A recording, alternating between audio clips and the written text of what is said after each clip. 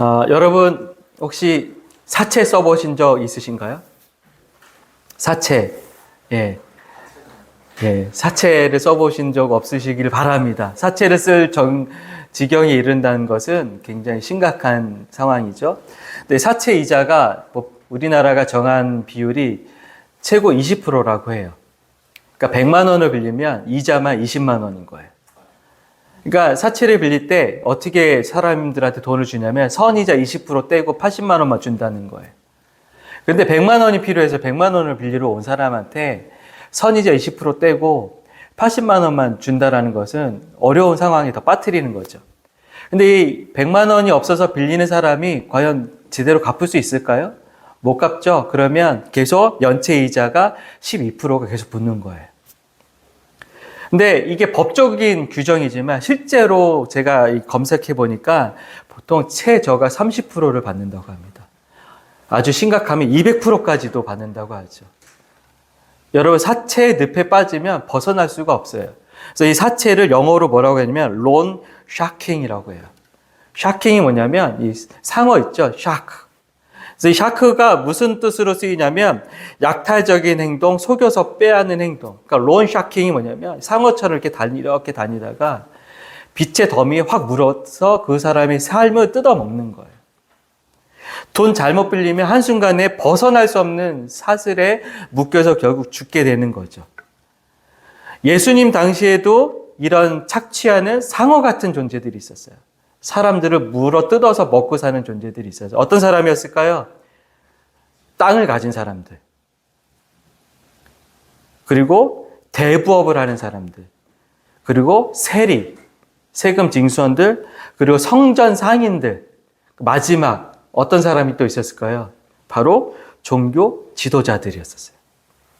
왜 그러냐면 당시에 소작농들은 1년에 자기 수입의 50%를 소작세로 내야 됐어요. 여러분, 한번 잘 계산해 보세요.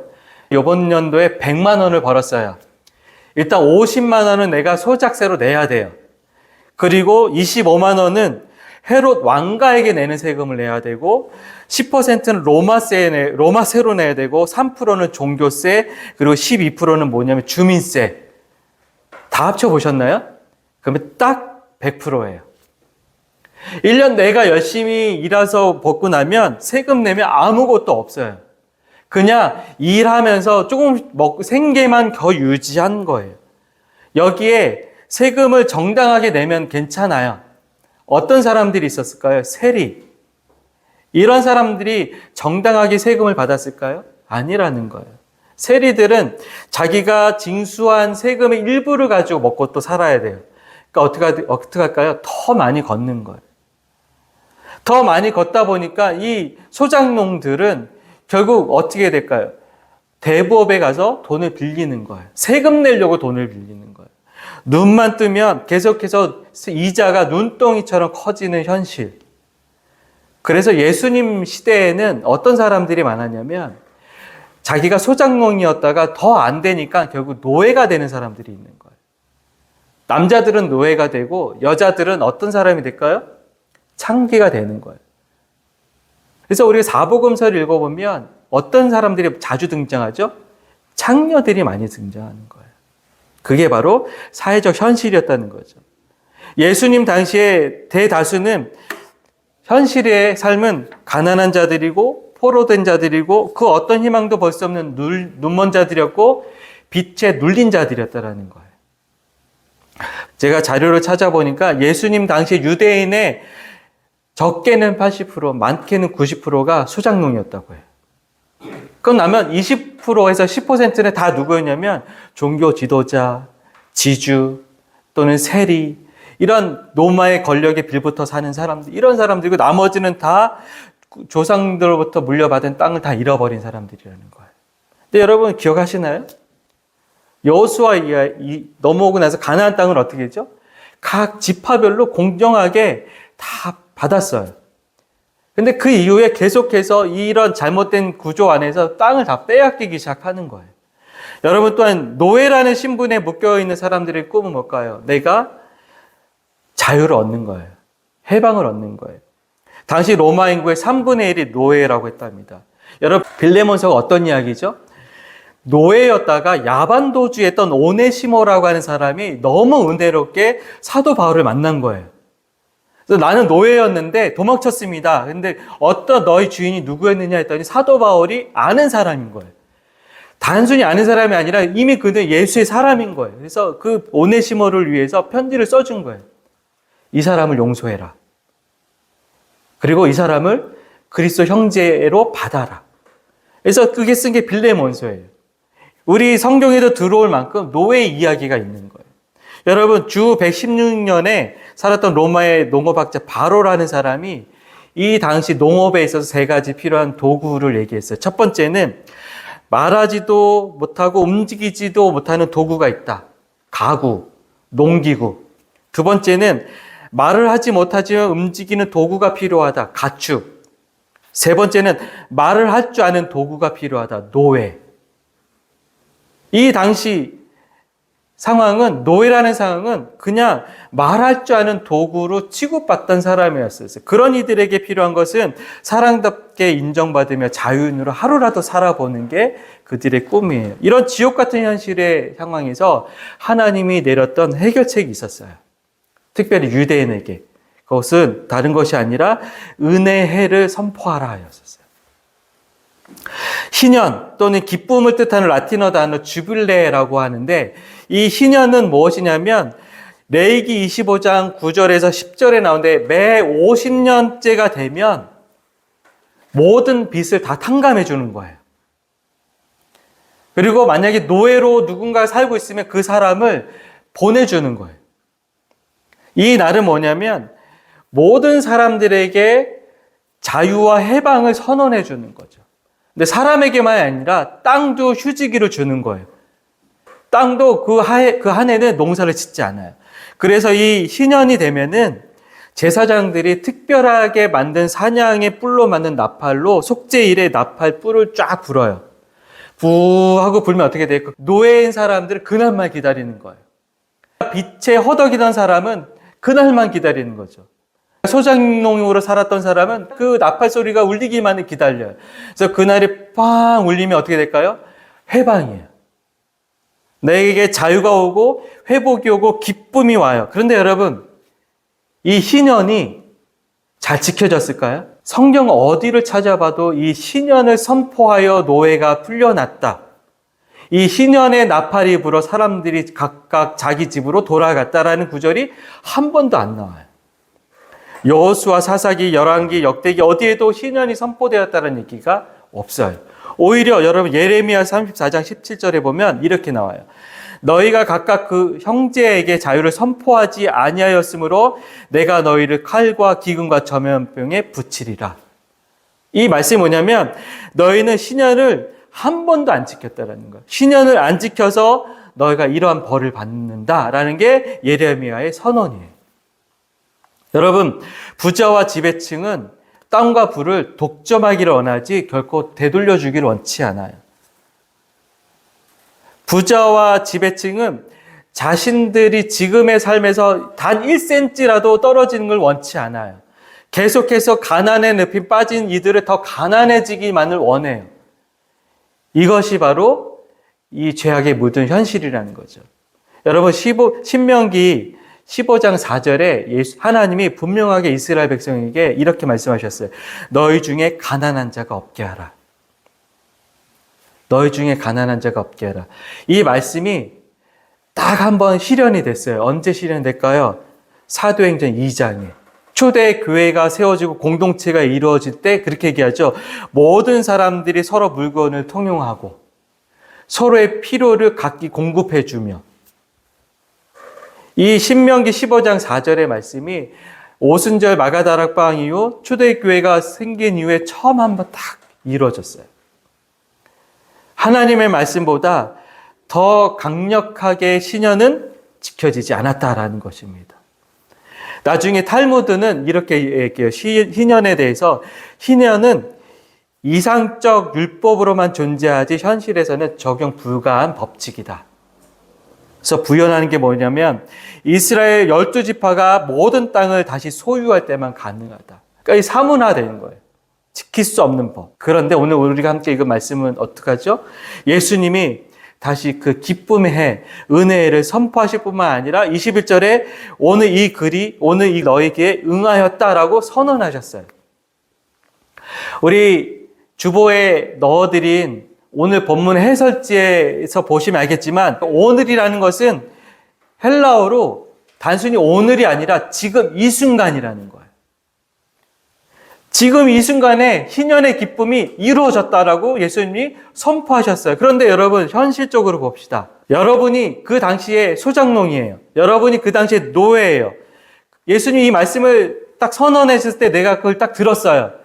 그러면 바로 반문이 나오지 않을까요? 아니 예수님, 나는 여전히 가난한 자입니다. 당장 다음 달에도 내 세금이 없어서 이제는 끌려가서 노역을 해야만 하는 상황인데 이 말씀이 실현됐다니요 라고 하는 반문을 품지 않겠냐라는 거예요. 또는 내가 노예인 상황이에요. 아니 예수님, 나의 주인은 나를 풀어줄 생각이 없는데 어떻게 내가 자유를 얻겠습니까? 또 예수님, 나의 현실적인 전망은 어떠한 희망의 눈빛도 보이지 않는 사람입니다. 그래서 나는 아직 눈먼 자인데 어떻게 나에게 희망이 있다고 말합니까? 아니면 실제로 속용된 사람이 주님 무슨 말씀이십니까? 나는 아직도 눈을 떠도 아무것도 안 보이는데. 여러분 우리는 어떻게 대답해야 할까요? 그래서 오늘 설교 제목이 답답한 현실에 주어진 복음이라는 거예요. 내 현실의 이 답답함 속에서 복음이 왔어요. 근데 그 복음이 여전히 나의 현실에 답답함을 해결해 주지 못하는데 어떻게 그것이 나에게 복음이 될 수 있냐라는 것이죠. 여러분, 시편 46편 1절의 말씀 제가 참 좋아하는데 여러분도 좋아했으면 좋겠어요. 제가 한번 읽어드릴게요. 하나님은 우리의 피난처시요 힘이시니 환난 중에 만날 큰 도움이시라. 아멘. 네, 여러분 정말 이 말씀이 여러분의 삶에 적용이 되고 있나요?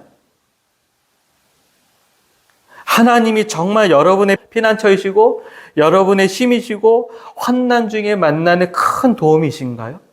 어쩌면 우리는 그 말씀은 알겠는데 하나님은 내게 피난처가 아닌 것 같아요. 하나님은 나의 힘이 아니신 것 같아요. 환난 중에 만날 큰 도움이 안 되시는 것 같아요 라는 현실적 고백, 그것이 우리 삶에 있을 수 있다라는 것이죠. 이런 관점에서 보면 유대인들이 예수님을 메시아로 인정하지 않는 것도 이해가 돼요. 희년의 복음이 너에게 선포되었다. 이것이 응하였다라고 하지만 그러면 당장 로마 제국에서 풀려나야 되잖아요. 그러나 여전히 유대인들은 로마의 포로된 자이고 로마의 군화 앞에 눌린 자이고 로마에 의해서 한 치 앞도 전망할 수 없는 그런 현실이라는 거예요. 예수님의 이 말씀, 너에게 이루어졌다고 하신 이 말씀은 여전히 가난하고 여전히 포로된 상태이고 여전히 앞을 볼 수 없고 눌려있는 사람들에게는 도대체 어떻게 적용될 수 있을까? 이것을 우리가 해결하기 위해서는 사도 바울의 도움을 좀 받아야 돼요. 여러분 성경을 한번 펴보실까요? 로마서 8장 1, 2절의 말씀입니다. 제가 한번 읽어드리겠습니다. 그러므로 이제 그리스도 예수 안에 있는 자에게는 결코 정죄함이 없나니 이는 그리스도 예수 안에 있는 생명의 성령의 법이 죄와 사망의 법에서 너를 해방하였습니다. 여러분 이 말씀에서 생명의 성령의 법, 죄와 사망의 법이 있는데 이 법이라는 것은 원리이고 지배를 말해요. 지배하는 힘.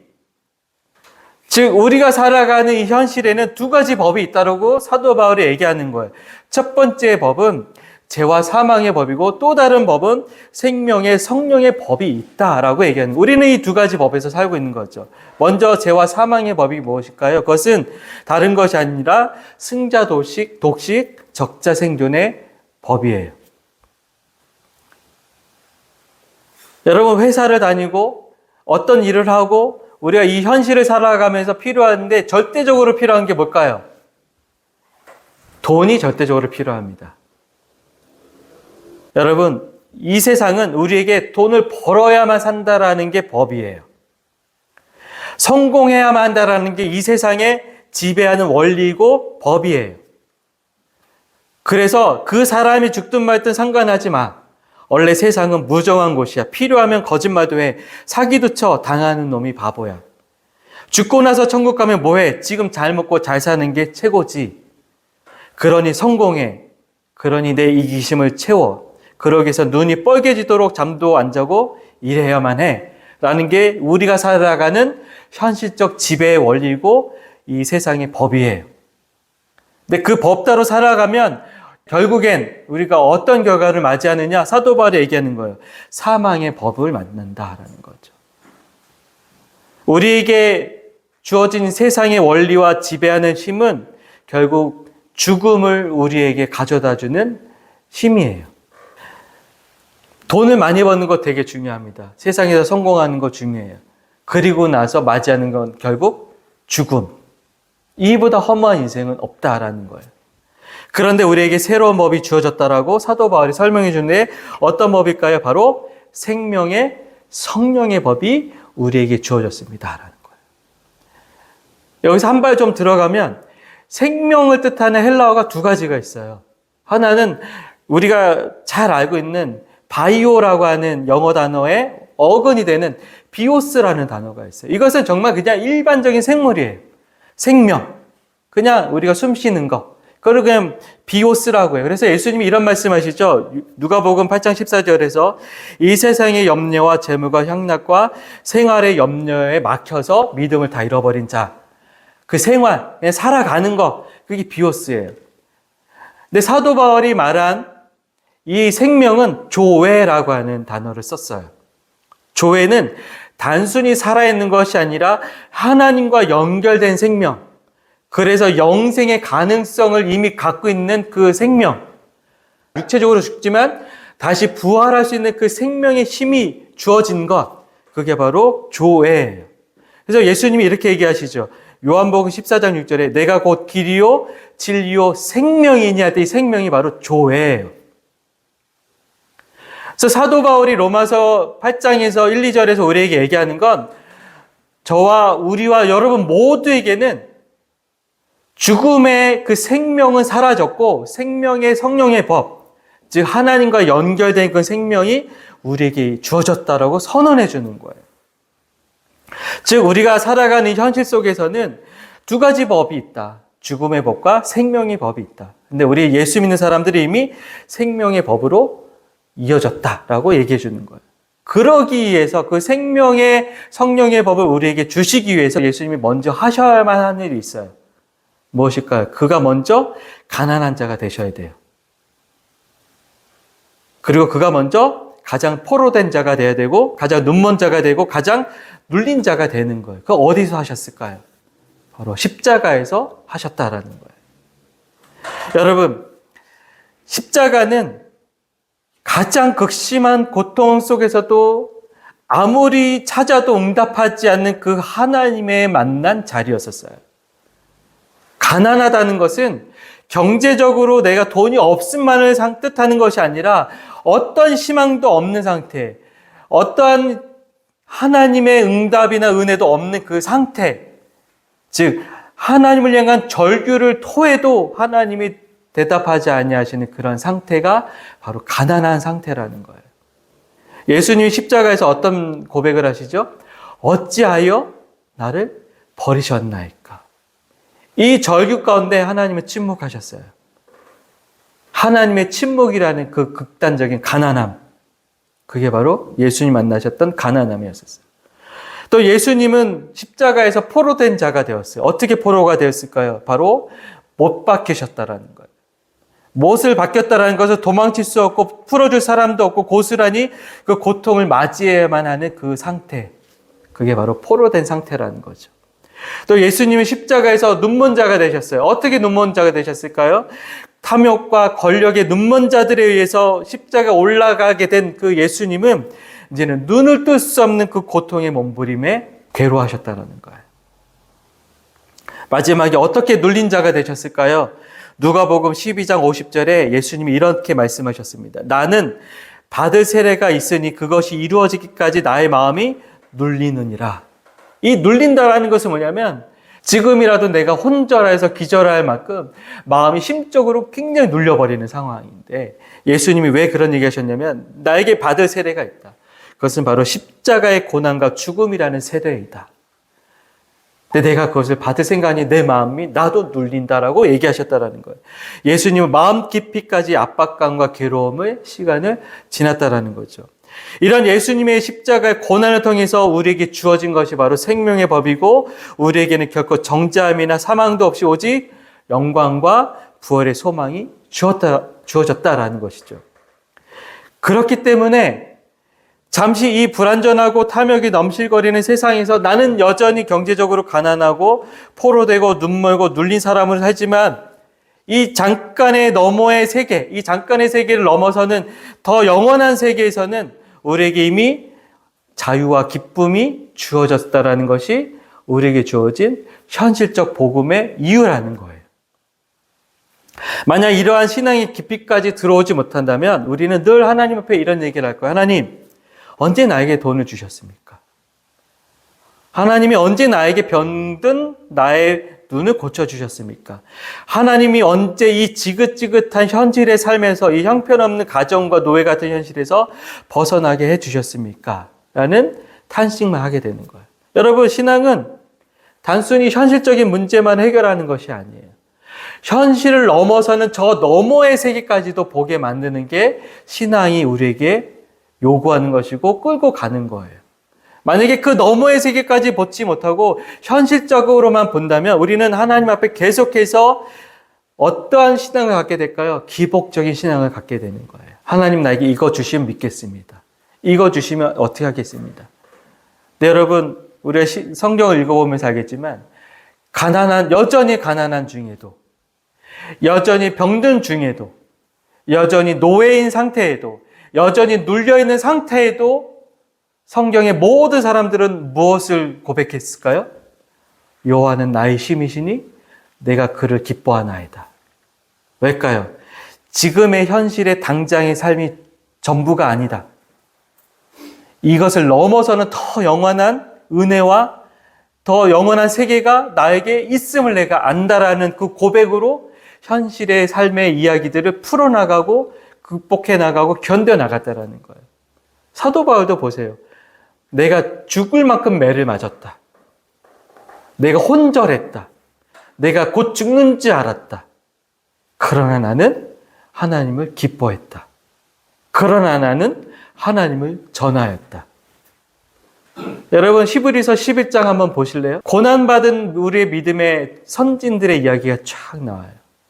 그러나 그들은 그 현실에서 어떻게 하나님이 나에게 이런 가난과 눌림과 포로됨과 눈먼 이 현실에서 나를 버리셨나일까? 나도 하나님 버리겠습니다가 하지 않았다라는 거예요. 그럼에도 어떻게 얘기하죠? 믿음은 보이지 않는 것들의 실상입니다. 지금 내 당장에 보이지 않는 그 믿음의 세계를 눈으로 보았습니다라는 게 뭘까요? 바로 믿음이라는 거예요.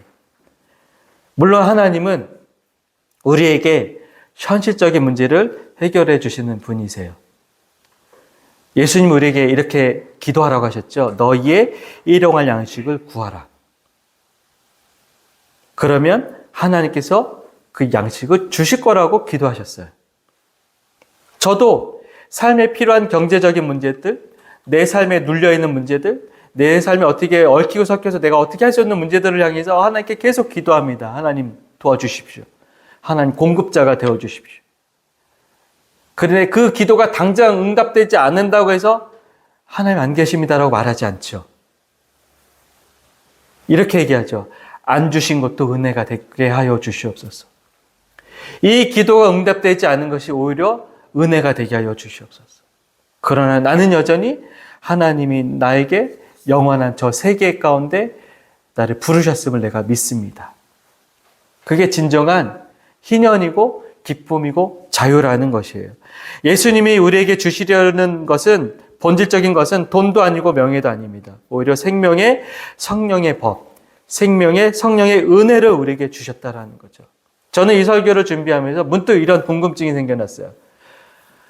미국이나 영국이나 이런 데서 노예로 살았던 흑인들, 또 그들 중에 예수를 믿었던 사람들, 그리고 그들 가운데 목회자가 된 사람들은 도대체 이 본문을 어떻게 설교했고 어떻게 받아들였을까?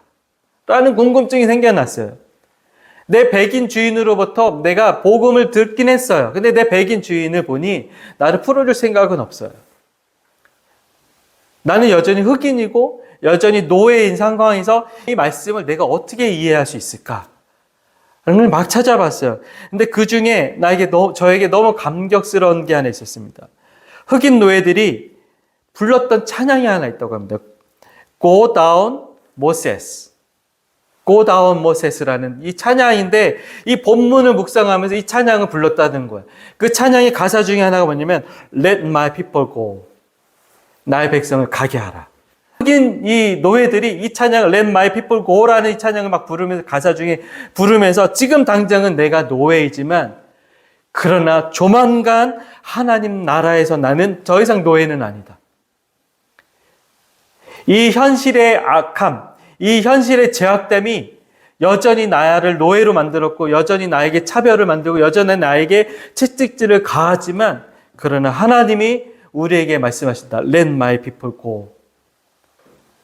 그러면서 그 흑인들은 이 본문의 말씀을 통하여서 엄청난 희년의 기쁨을 기대하고 현실을 꿋꿋하게 견뎌나갔다는 거예요. 그게 저는 오늘 우리에게도 굉장히 중요한 적용점이 될 수 있다고 봅니다. 하나님은 예수님을 통해서 모든 희년의 기쁨 이미 선언하셨어요. 여러분 더 이상 죄와 사망의 법에 눌린 자들이 아니에요. 어떤 자들일까요? 죄와 사망의 법에서 해방된 자들이에요. 여러분을 향한 어떤 정죄도 없어요. 여러분 로마서 8장 1, 2절에 너를 해방하였음이라고 하는 이 선언과 예수님의 말씀, 이 글이 오늘 너에게 응하였니라고 하는 이 예수님의 선언이 답답한 현실 속에서도 하나님을 신앙하려고 하는 여러분들의 삶에 진정한 기쁨과 신영 같은 소식의 근원이 되기를 원합니다. 또한 하나님은 이미 우리의 일상의 삶에서 가장 큰 도움으로 동행하고 계신다라고 하는 그 사실을 잊지 말고 기억하면서 경험하는 신앙, 그 신앙 여정이 여러분의 매일매일의 걸음이 되기를 원합니다. 추수감사 주일입니다, 오늘은.